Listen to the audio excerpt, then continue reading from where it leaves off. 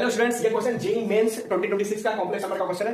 थोड़ा लेंथी भी हो सकता है इसका सोल्यूशन, लेकिन हम लोग शॉर्ट तरीके से करेंगे, शॉर्टकट लगाएंगे तो आसान हो जाएगा। यानी कॉम्प्लेक्स नंबर अगर जितना ज्यादा ज्योमेट्रिकल इंटरप्रिटेशन से करोगे तो क्वेश्चन बहुत इजी हो जाता है। ठीक है, चलिए दिखाता हूं मैं आपको। ये आपको पता होना चाहिए कि एक सर्कल की इक्वेशन होती है, सेंटर इसका 6,0 होगा, ये भी सर्कल है, सेंटर होगा -2,6 होगा। ठीक है, अब ये बोला है दोनों रेडियस 5 का है, तो यहां पर हम करेंगे इसको और इसको आपस में बराबर कर सकते हैं। ओके, क्योंकि ये 5 के बराबर, ये भी 5 के बराबर है, तो यहां से z - 6 दिस इक्वल टू हो जाएगा z, अगर माइनस लगा दे यहां पर तो 2 माइनस का 2 प्लस 6 आएगा, ये हो जाएगा, ये आपस में सेम है। तो यहां से एक ज्योमेट्रिकल इंटरप्रिटेशन ये है कि z एक ऐसा पॉइंट है जिसकी डिस्टेंस 6,0 और -2,6 से सेम आ रही है, यानी मिड पॉइंट होना चाहिए। तो यानी इन दोनों के ज्वाइनिंग का मिड पॉइंट होना चाहिए, इतना हमें पता होना चाहिए।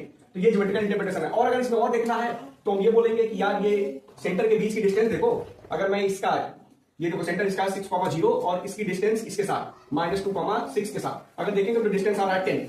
ओके, तो दोनों सर्कल टच कर रहा है, ये दोनों सर्कल टच करेगा क्योंकि सेंटर की डिस्टेंस और रेडियस का सम 10 आ रहा है। तो अगर दोनों सर्कल ऐसा कुछ होगा, टच करेगा, यहाँ का पॉइंट यानी ये जेड वाला पूछा गया है, और ये क्या हो गया, मिड पॉइंट हो जाता है यहाँ पर। ठीक है, रेडियस से होने से। अब मैं क्या करता हूं, शांत रहना बेटा, मैं क्या करता हूं कि जेड निकालूंगा मिड पॉइंट फॉर्मूले से, और ये आपके पास कितना है 6,0 और यहाँ का पॉइंट आपके पास -2,6, तो -2,6। अब यहाँ से मिड पॉइंट फॉर्मूला आपको पता है, तो जेड की वैल्यू हो जाएगी यहाँ पे, अगर बताऊं मैं तो मिड पॉइंट फॉर्मूला से x1 + x2/2, तो 2 आएगा, 6 - 2 4 / 2 यानी 2 आएगा, तो 2 और इन दोनों का 0 + 6 / 2 यानी 3, तो 2 + 3 आता आ जाएगा। तो ये जड़ आ चुका है आपके पास।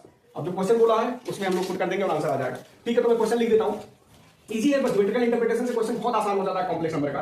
तो इसकी प्रैक्टिस करें, मेरे साथ जुड़े रहें, लाइक करें, शेयर करें, सब्सक्राइब करें, मैं इसकी प्रैक्टिस जरूर आपको करवाऊंगा। आगे चलते हैं, तो क्वेश्चन में पूछा गया z³ प्लस का 3z² - 15z प्लस आपके पास 141 था। तो यहां से अगर मैं z कॉमन लेता हूं स्क्वायर तो हो जाएगा ये z + 3 और -15z प्लस 141।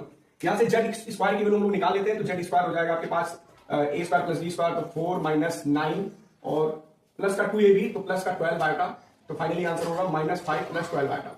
ये z स्क्वायर है, बस यहां पुट कर देंगे, तो -5 + 12 आएगा ही पुट कर देंगे यहां पर, और यहां ब्रैकेट z + 3, तो z ये इसमें 3 जोड़ेंगे तो 5 + 3 आएगा हो जाएगा, और -15 बाहर ले लो, और 2 + 3 आता है z की वैल्यू, और प्लस 141 भी है। आगे हम लोग बढ़े इसमें, तो ये आपके पास आ जाएगा मल्टीप्लाई करके -25 -15 आता, इसका मल्टीप्लाई इसमें तो प्लस का 60 आता, इसका मल्टीप्लाई इसमें तो -36, यहाँ इसमें तो -30, और इसका मल्टीप्लाई इसमें तो -45 आता, और इसका ये मल्टीप्लाई नहीं करना, 141 अलग है। तो देखिए ये 60 आता, और जब -15 आता, प्लस का 45 आता, और ये -45 आता कैंसल, और आपके पास ये -25 और -36, -61 आ गया, -61 और -30, तो -91 आ गया, -91, तो -91 प्लस 141, फाइनल रिजल्ट यहां से 50 आ जाता है। तो इस तरह